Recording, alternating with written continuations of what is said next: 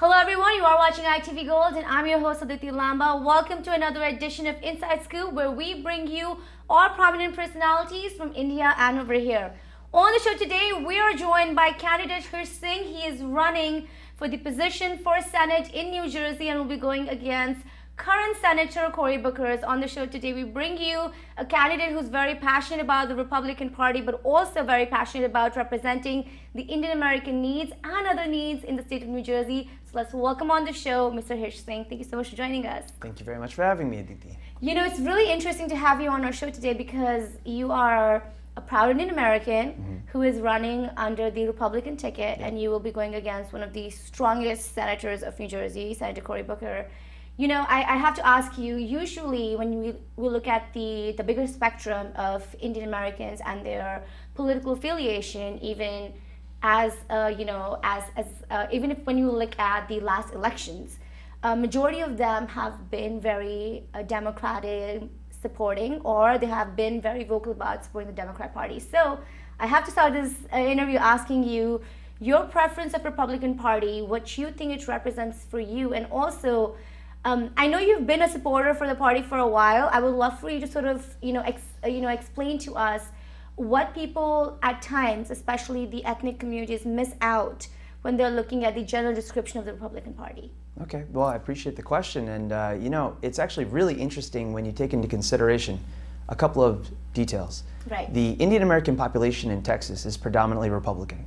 The Indian American population in New Jersey and California, they're predominantly Democrat right now. Right. And the reason for that, I feel, is that our community is very tolerant and very adapting. And so in the areas where a certain party has been in power, they've kind of just adapted because we are good Americans and we're trying to learn the American way. But we've been in this country now for going on 4 or 5 decades.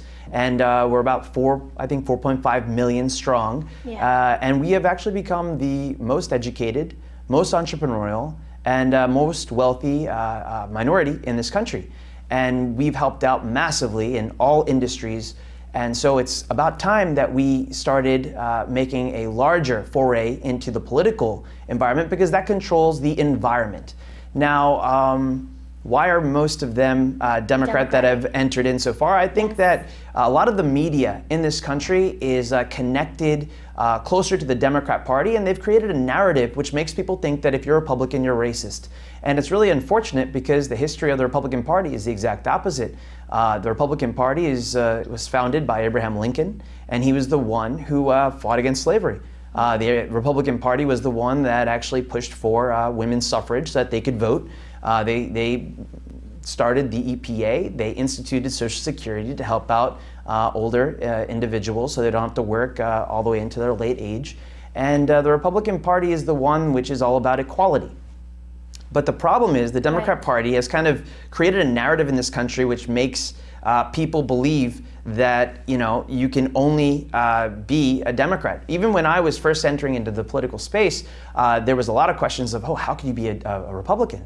But those were the people that actually support the values of lower taxes, that deregulate, and we're entrepreneurial, but we're the small business class, right? We are the ones that are really helping, the Dunkin' Donuts, all the gas stations, all the lawyer jobs, engineering. I mean, what industry are we not represented in? We're more than 50% of all the hotels in this country.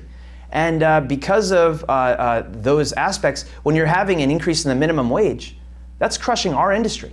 When you are, basically making it impossible to give competition a fair shake, which the left has been pushing for many, many decades, there's only so much we can do. And so we really need a counterbalance. I'm a Republican because I believe in the American dream. And what we've also seen over in Houston, I think a couple of weeks ago with Prime Minister Modi and President Trump, you have if you support the BJP, if you support Prime Minister Modi, he supports President Trump, because President Trump is the first president that has actually been more supportive of India than Pakistan. Why do you think that's the case? What has inspired that, according to you? What has inspired that connection between India and US that we definitely are seeing in the mainstream media being talked about, the relationships that look very positive and friendly between Prime Minister Narendra Modi and President Donald Trump.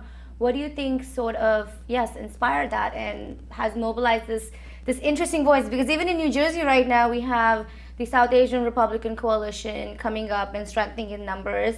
And as you said, New Jersey is a very democratic state, and to see that come up in the last couple of years has been very interesting. What do you think is sort of, the reason for that? Well, New Jersey is a purple state. It's not a blue state because Chris Christie got voted in with over 60% of the vote. That's true. And so I think that the population of New Jersey is probably one of the most intelligent populations in the country. And so they really go for the best candidate.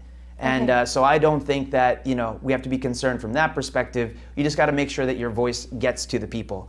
Now, with regarding U.S.-India relations, you have the oldest democracy in the world, which is America, and you have the largest democracy in the world, which is India. Right. They counted, I think, over 690 million votes in this last election that occurred, which is almost double the population of America. Yeah, it's so true. that exercise of democracy which occurred, and the fact that both of the U.S. and India were originally colonies of Great Britain, we have a shared history, shared ancestry. And because of that, we're natural allies. And with China's expansionism and trying to push its agenda against the West and always not being the best friend of India, I think that U.S.-India relations is the only way to really have a stable economy, stable trade in the world. And that's why I think that this is naturally happening. It's going to continue. And I am very supportive of making sure that U.S.-India relations go in the right direction. What do you think would be the impact of having an Indian American senator in the Senate? In terms of laws that we're looking at, in terms of, different things that we're seeing in terms of the rhetoric that goes around about the immigrant population, or about somebody who is an Indian in this country or South Asian. What do you think would change perhaps in the narrative if you were to be elected?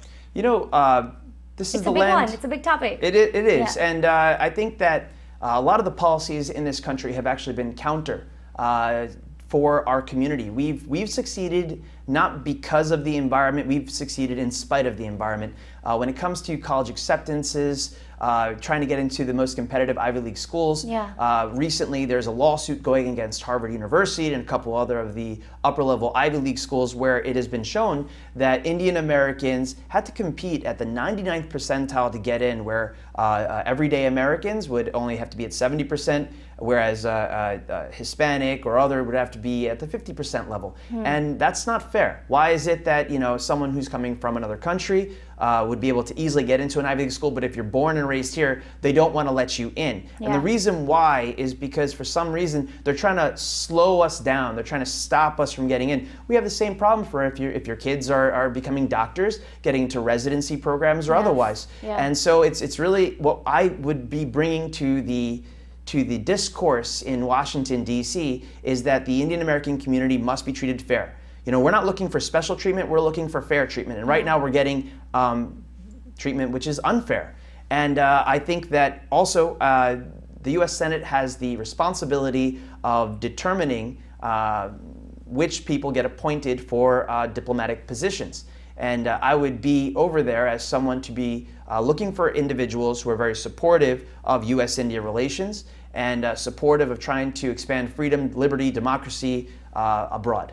Do you believe that perhaps, we often talk about how South Asian interests aren't being looked at enough, or how their representation isn't even there on the voting ballot, or how there are so many issues really impacting our community, the Muslims and the Sikhs of our community, and they're not being taken care of. Do you think a lot of that has to do with the lack of Indian presence or the South Asian presence in the Senate? We've had the Congress recently have become more friendly to us, including more Indian members of the community, but we only have 5.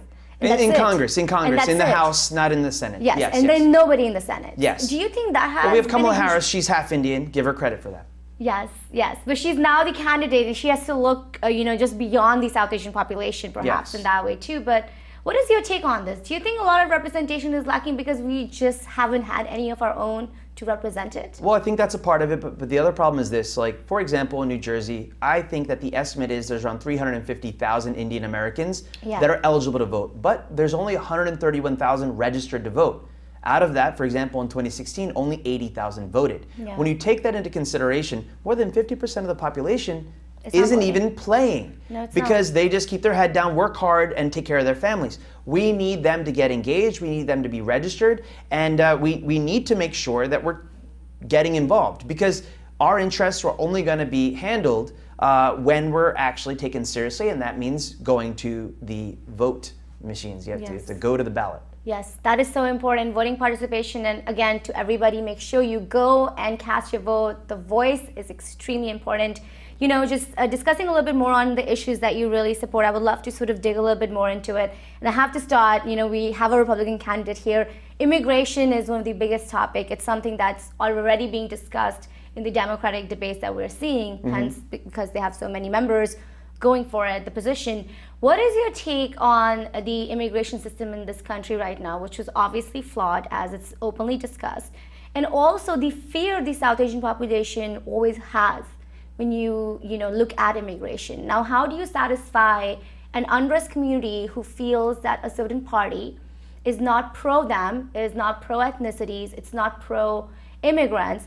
How do you make them believe that they can combat that and actually find space for them in the Republican Party? Well, I mean, that's just rhetoric being pushed by the news media. It's propaganda. It's untrue.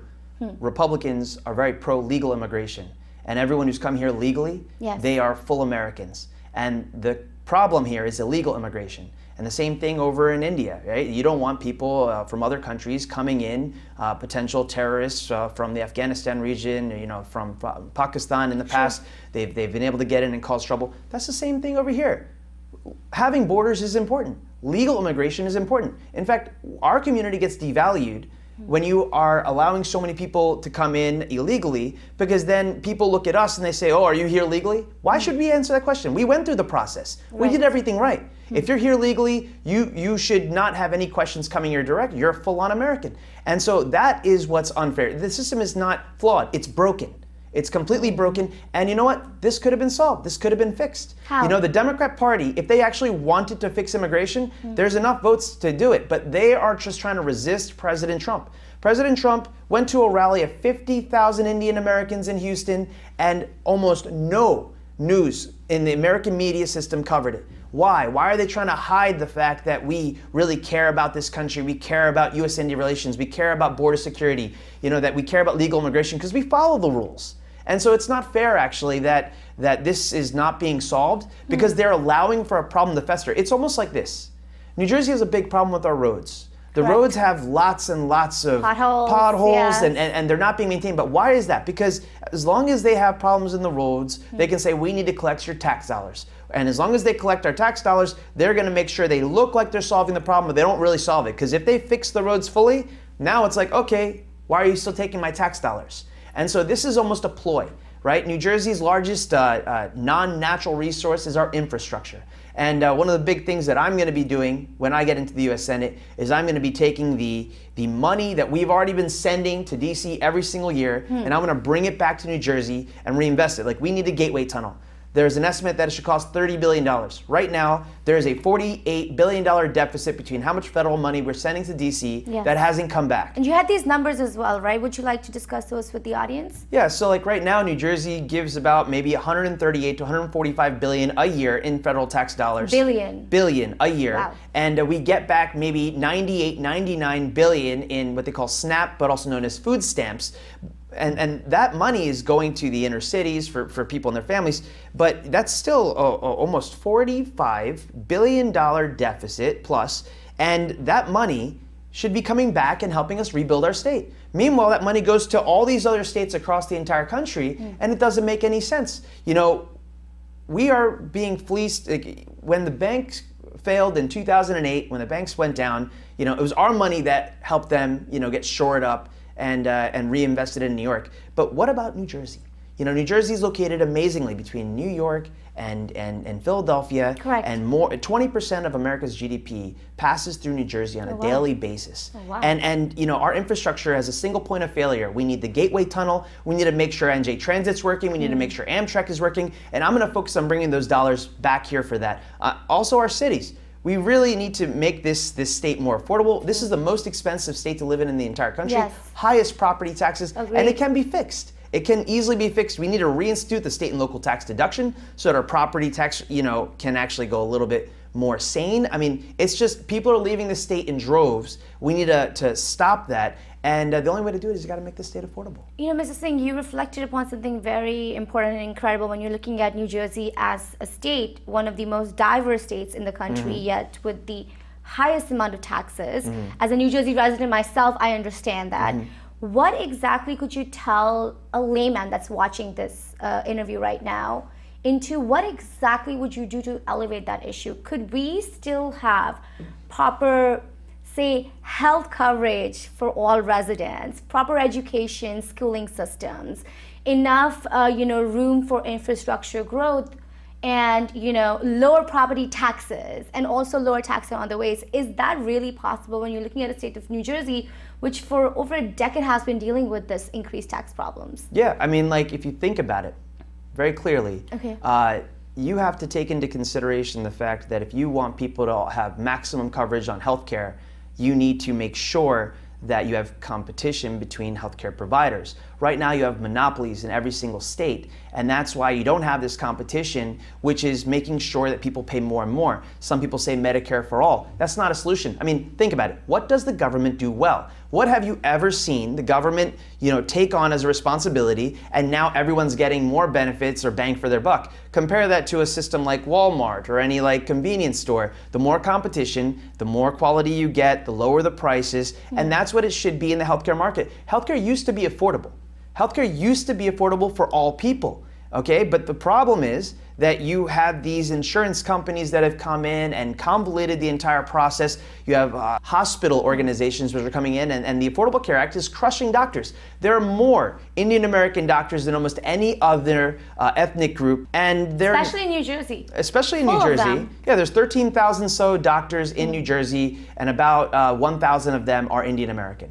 And when you take that into consideration, it's really shocking that we aren't represented more. But you talk about kind of how do you mix all this stuff in together? Yeah. We're paying more in taxes than any other ethnicity, and we're also the only community which is being hurt by the business regulations. If you deregulate and allow businesses to thrive, if you lower taxes so that people can give more pay to their employees and actually their businesses can thrive more, then you're naturally going to have more spending power, buying power. And if you allow competition between medical cares to go over state lines and to actually allow the breaking of monopolies on healthcare, you will naturally have a lowering of the costs and an increase in the number of healthcare opportunities.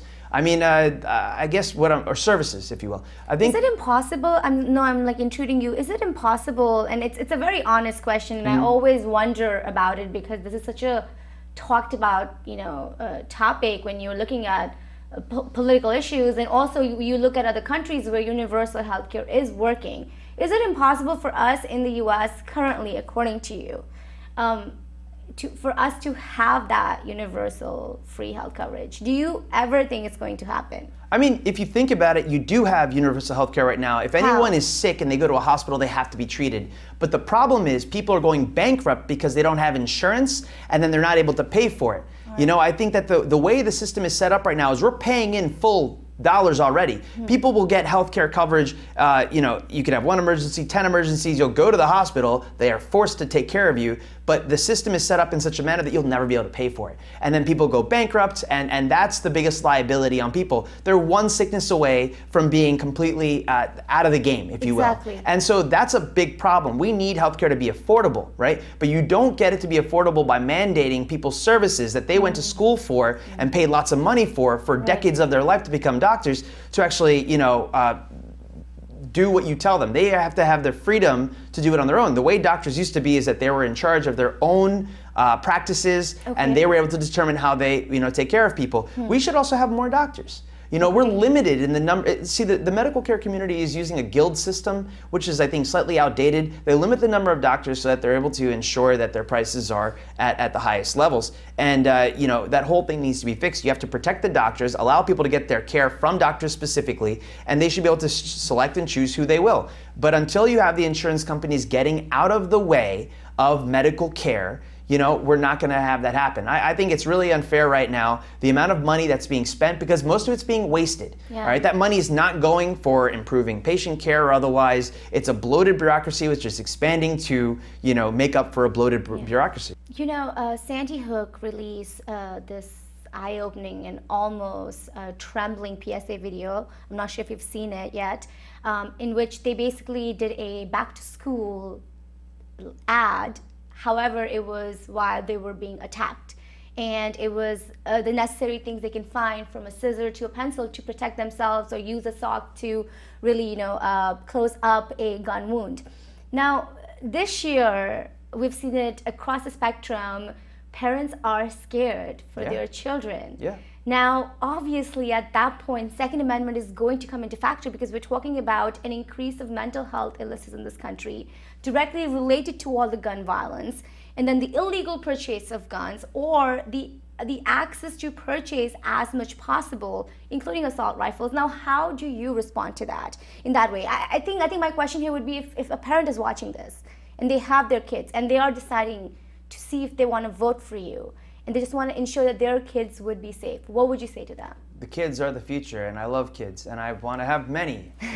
But the thing here, and it's a very serious thing, you kind of hit on it. We have a mental health crisis in this country, the same way we have an opioid crisis in this country. Exactly. It's a drug problem, and the problem here on the mental health side is that these drugs are legal, and so they're being prescribed all over the place, even for small little behaviors that are not positive. You have people being prescribed overly powerful, psychologically impactful drugs, and that is a problem. It's like using like a nuclear bomb for someone who might have a small attention deficit disorder. They'll call it ADD, but it's not ADD. It's just a kid being a kid. We have overprescription, and we have people hooked on these drugs. And when you have, if you look at the side effects, of these, they cause depression, they cause, people to feel like they're not in reality. That's where the problem is. That's where, suicidal thoughts and these behaviors that we're seeing, it's almost in every single real violent outbreak of violence with guns that we've seen. They've been on lots of drugs. Yes. They've been on even approved pharmaceuticals. So that's where the problem is, and that needs to be addressed. But so long as you have a drug lobby, a pharmaceutical group that is able to just pay enough politicians off that they don't bring this up as an issue, it just gets moved underneath the carpet. And so I'm very, very passionate about making sure that all communities are safe, all children are safe, and the way you do that is you need to really go to where the problem is, and it's in mental health. It's not with the Second Amendment. I mean, the Second Amendment has been around for a lot longer, and it's there for a purpose, and you don't, every massive, violent, communistic takeover abroad that has happened in any country started at first by them saying, we're going to take away your ability to carry guns. And after that, that's when you had, Mao invasion. You had over in communist Russia or USSR at the time, over in Germany. Like at all times, they take away, they disarm the population. Then the next thing you know, you have no one there to stop if you don't agree with what's going on. You hear the people detracting against the president, calling him a Nazi. But Nazi was National Socialist, an extension of communism. Okay, so people got it all backwards. The ones that are saying, Antifa, anti-fascist, they're the ones acting fascistic. Can you even disagree with them and be safe? We've seen journalists getting, beaten up when they go to their rallies or they try to cover, what they're saying and what they stand for. That's a big problem. That's a terrorist organization. They need to be called out. And that's not right that they're being protected by most of the media and not being brought up as, and allowed to promulgate, violence in places like Washington State and otherwise. And even here, we had, there's a guy named Tim Pool. He does a newscast on YouTube, and he's quite prolific. And he actually was in southern Jersey, and he was going to have like a political debate to try and bring people from both sides of the spectrum together to have a discussion on how can we get through this without actually things getting more violent. Right. And Antifa showed up and threatened their facility, saying that we're going to bomb the theater, and they have to change the location. Wow. All right, and that's a terroristic threat, but it's not being addressed properly. The media is not carrying it. They're just nonstop talking about the next way they're going to gotcha to Trump. I mean, this is pathetic. The president got in every single accusation that's been thrown against him, except, they try and say he's racist every 5 seconds, but every single accusation they've thrown against him has fallen apart. The most recent one with impeachment, that will fall apart too. And the real story there, which is being hidden, is that Joe Biden's son was making $600,000 a year with an oil company, natural gas company over in Ukraine, and it was all political patronage. This is just unfair, unacceptable, and we have to fight back. Yeah. What's your take on the Me Too movement and the fact that in this recent years, especially the last 2-3 years, we've seen a huge increase, or at least a huge awareness on sexual violence, domestic violence, all that women have to face in corporate to media settings? Your comment on that? I think that women are, being able to express themselves is very important. They must be protected. They must be fully protected. But at the same time, you've also had a lot of people that are taking advantage of that situation. Young men are also very vital. They're 50% of the equation. And they need to also know that they're going to be protected from women. They're going to abuse Me Too and things like that. So women need to be taken seriously and every allegation should be investigated. But men also need to be protected and made sure that they're not going to be abused by women that try to manipulate the system. If a woman is acting out, a man has no recourse. He cannot use physical action. All he can do is walk away. In today's society, he cannot do anything at all. And the only person who can actually challenge a woman who's acting out is another woman. And that's the situation that we're in today. So you have to make sure, we all have sisters, mothers, exactly. Daughters, and they must be safe and protected. But, I think that in certain frameworks of feminism, it's gone very extreme, anti-man, anti-boy, and we're seeing that in our minority community very heavily, especially in the inner schools, where a young lady who might be a good student, is able to get along with the teachers and everyone takes care of them. But, men as children may be a little bit more active, more focused on other things. It's more challenging to get them to sit in a room and they're being left behind. And I had an older sister, so I know all about someone who works really hard, gets 4.0s, and is able to make good things occur. And then being the younger brother who comes in and has the same teachers, and now you're causing a lot more trouble. So we need an education system which really is more fair and not just pro-woman. And I think that it needs to be pro both sides. So I think there's a Me Too movement, there's a He Too movement, and I think that we need to just make sure that people are equal and they're protected, because that's the future. Yes, I agree with that. Equality is so very important. Thank you so much for being with us here on Inside Scoop. Thank you very much. Love for you to give one last message to our audience on ITV Gold. Well, thank you very much for listening to us today. If you'd like to get to know a little bit more about me, my website is hirshsingh.com. And this is probably the most important time to have an Indian American who is 100% dedicated to our community and also 100% dedicated to making sure the American dream is protected in this country, because it's under threat right now. And with Prime Minister Modi being recently elected over in India with the largest landslide election in I think history, it is the right time to finally have a betterment between U.S. and India relations. The U.S. wants to do more work in India. India should do more business work over in the U.S. And to make sure that happens, you need someone in the U.S. Senate. There's only 100 U.S. senators in the country. We need at least one, because it's one amongst equals. It's not a hierarchy. You get in there and you have the capability to determine treaties, trade, and all those other aspects. So I really think that if you care about U.S.-India relations, I would hope you would learn more about me and support me. Yes, and that was none other than Hirsh Singh. Do go visit his website and see all the issues he's fighting on. And also remember to cast your vote. Your voice matters, and we'll be there to remind you. I'm Aditya Lama signing off. Thank you so much for joining us.